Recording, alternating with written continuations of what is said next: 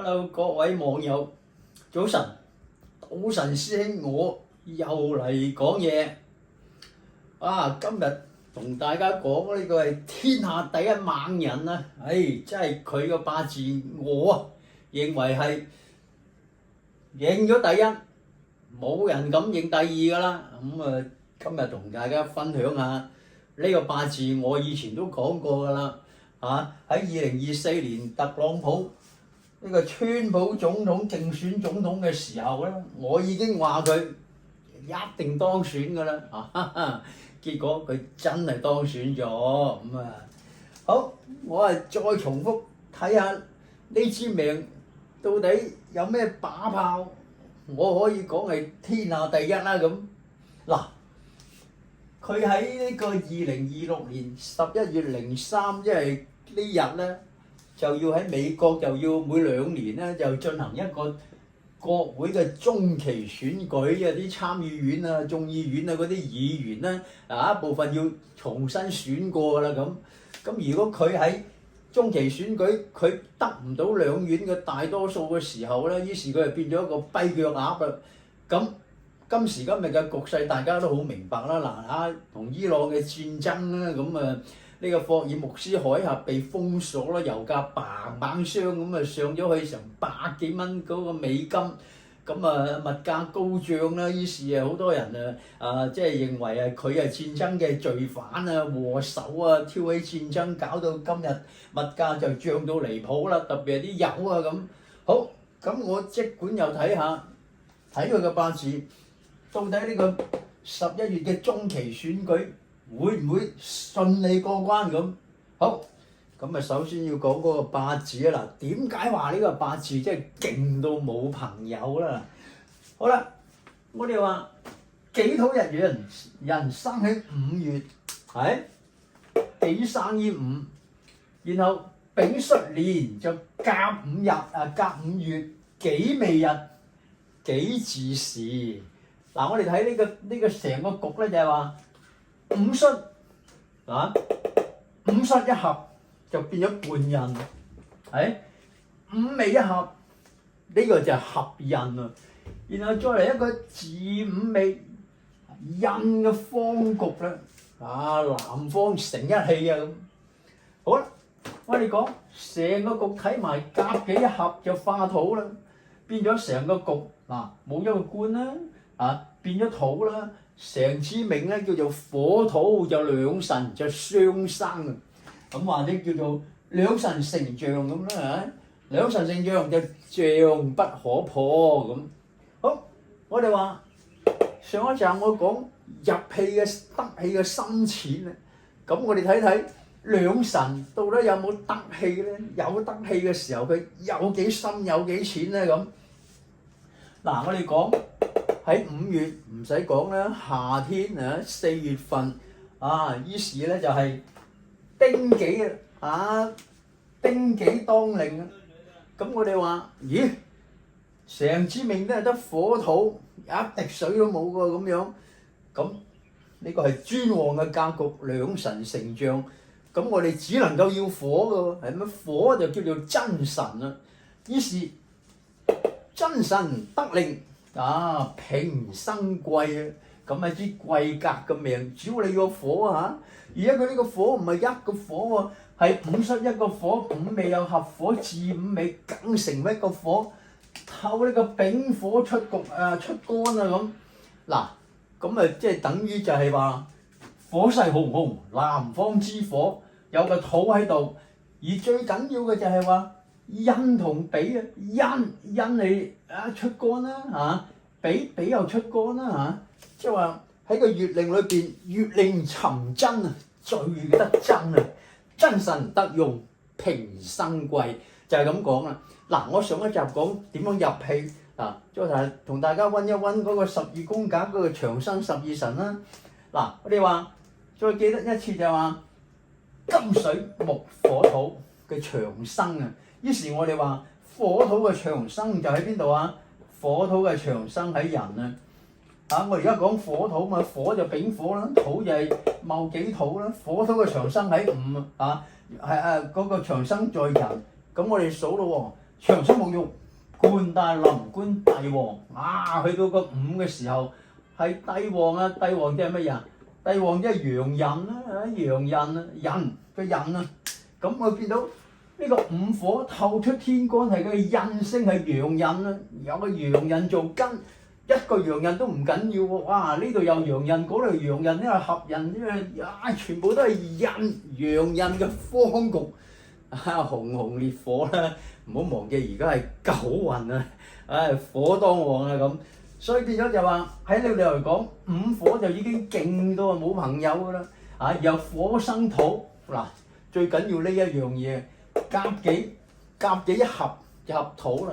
咁呢個土亦都係通根喺月令噶喎，變咗天干有3個合比，然後一個印，然後通根喺地支嗱。我哋又講嗰個八字嘅順序啊，一啲好順嘅你睇印劫相係咪順啊？殺印比係咪順啊？印生比順劫食印生劫食咁樣射落去啦，咁都係順啊。上之命咧係一啲即係話對抗嘅黑沖都冇嘅好，咁我哋話另外一個格局嗱，我哋睇日柱同時柱啊。日柱己未，時柱係己巳，咁我哋有個叫拱祿啊。咁你知咧，巳午未丁同己丁同己個祿咧都係丁祿喺呢度嘛。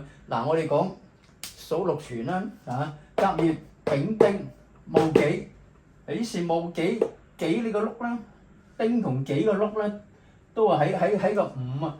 咁巳午未，咁呢個係一個拱祿啦。同埋佢呢度亦都有個祿透出去啦，即係咁解。好，除咗呢個日時兩處成一個拱祿，唔好忘記喎，呢個祿呢個比祿喎，呢個比祿係用神嚟喎，係用神嘅，拱住一個暗中嘅用神喺度幫你嘅喎。好，呢個甲己一合化土，咁雖然話呢個係兩神成像，印比相生或者係木火相生事實上，因為佢係甲己合咗之後化土啦，咁另外一個格局啦，呢個格局咧又係萬中無一嘅，好難揾到嘅，叫做甲己化土格。呢個甲己一合化土，咪甲己化土格啦。然後通根喺月令，幾乎4處都有印，比嘅咁樣，係咪好勁先？好啦，咁我哋話到底？呢度有印有比，你話邊個係用神咧？你話邊個啦咁理論上嚟講咧，就以火為用神嘅印星印星得令啊嘛。問題就係喺呢個甲己合化土呢一個咁嘅格局之下咧，就唔係用印星做用神咯，係用己嘅，因為合己化神。我哋呢個叫做化神啊。甲己呢個化神得氣又得氣啦於是以化神即係話土為用神，而呢個火咧都係喜神咁呢個入氣我就講咗啦。無論土同火嚟到午嘅時候，午戌全部都係入晒氣嘅，最勁嘅一個陽刃格局。好，咁我哋話中期選舉咪仲講埋呢個格局先啦。呢度有拱祿啦。第二呢兩處甲午同己未，我哋有個名堂叫做天地得合嘅。你天干甲己合啦，地支午未合啦，甲己合化土就午未又合化火啦，即係咁樣啦。咁呢個天地得合，咁又係好嘅。一合咗之後，全部都變做喜用神嘛，係咪好勁先？另外我哋話丙印呢個丙印。因為午人呢個丙干透出去，呢個丙咧原來係寅午戌午透丙咧，呢個叫做一個叫做月德帶一個月德貴人咁書都講啦，如果又係印星帶二德，咁雖然呢度冇二德，得一個德一個天德，唔係叫做咁強嘅印喺個底裏邊，都係叫做素食慈心即係個人食齋好仁慈嘅。咁你話特朗普係咪好仁慈佢又真係睇你點睇嘅啫喎。佢係唔中意打仗嘅喎，係佢係中意盡量講和為貴嘅。今次打伊朗係唔好聽講句就為咗將來，今日就駁咗呢個伊朗先，係咁樣去解釋嘅。實際上特朗普從未發，即係話之前係冇發起任何一次嘅戰爭嘅，唔係話好似小布殊嗰陣時又打伊拉克一陣間又去打阿富汗即係搞咁多嘢啦咁。好啦，咁我哋講完佢嘅格局之後，我哋講選舉嗰日到底係點睇咧？咁嗱，呢個八字咧年月日時，咁呢個係大運啦，運係壬寅啦，壬寅。咁壬我哋知道唔好嘅啦，因為成支八字都係火土噶嘛，一滴水都唔可以有嘅。咁你見壬咪梗係唔好啦，因為財星出干，財星出干就打個印咯，財一出就打印，但係無礙喎。點解無礙啊？因為喺地支裏邊係冇財嘅，嗱一滴水都冇。雖然天干透財，但係地支冇，即係話得個睇字嘅啫喎嚇。咁財嚟打印，2026年丙午年，丙午年係好嘅喎，點解啊？因為用神啊，呢個喜神啊，丙印出干啊，呢個丙印出一個丙印，然後坐一個午，呢個印局，午就犀利啊嗱！第一午一日入局已經壬午啦，壬午戌兩個午字午尾，哇呢度最多有4個印局啊，呢個會印局好勁啊！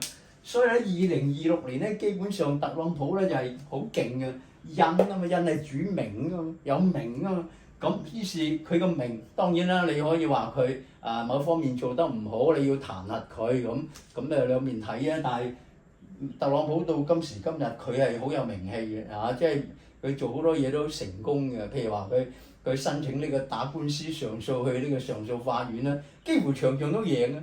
係去最後嗰場關稅又俾人哋駁回，話佢唔得咁，又輸咗一場嘅啫喎。所以印有名啦。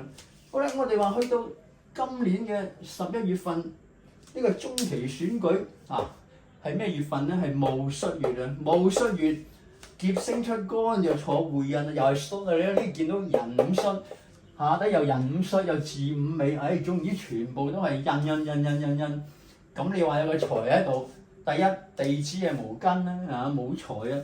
第二你個見到個劫喺度嘅財啦咁，所以我估計喺呢一個月份咧，任何一日去做中期大選舉咧，特朗普都會必勝我喺寫喺呢度啊，必勝。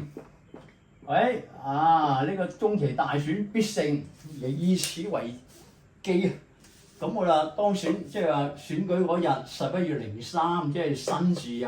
嗱，又係因局啦，巳午未再嚟入去於是不過天干咧就唔係咁靚啦，天干得個辛字。咁我哋知道辛唔好啦，因為點解啊？呢個印星係喜神啊嘛，一個財一入局就已經打印啦。唔緊要，我再嚟個丙印但係再嚟個食嘅時候，丙辛一合，又合咗個印啊。咁變咗即係話喺天干咧就好似有啲兇險啦，即係話唔係咁正喎，因為個印俾人合咗，俾人哋黑走咗喎。但係你睇下地支咧，全部都係印一路都係印，點會唔中期選舉唔贏得嘅？嗱，寫包單必勝，買1賠10 ，OK 好，咁我哋話呢個丙印月登。咁我哋知道特朗普咧喺2024年喺嗰個大選期間咧，未做總統之前咧，曾經有2次俾人暗殺一次又犀利啦擰一擰頭個子彈咧就肥咗粒中咗個耳仔流血，咁唔揈頭嗰嘢又中緊個頭，佢死緊啊！咁點解特朗普咁大難不死咧？嗱，你睇啦，根本嗰個局係非常之強勁全部都得氣，而家嗰個氣入到最深即係夏天火嘅氣全部焫晒之後，再紅烈火，全部都係印局合印、半印、巳午未全印。好啦，我哋又睇睇2024年，其實2024年呢個局咧係有啲兇險㗎。好嘅地方係因為甲出干，點解話佢贏咧？因為甲出干甲官入嚟合理喎，官即係職業啦，即係當官啦。個官星嚟合理，合理得嚟夾幾一合變咗化神啊，化土啊，化神出干，所以我話佢贏緊嘅。OK， 我真係寫書寫好話佢贏緊。啊，另外唔好嘅就係話點解佢會俾人哋行食2次咧？因為點解啊？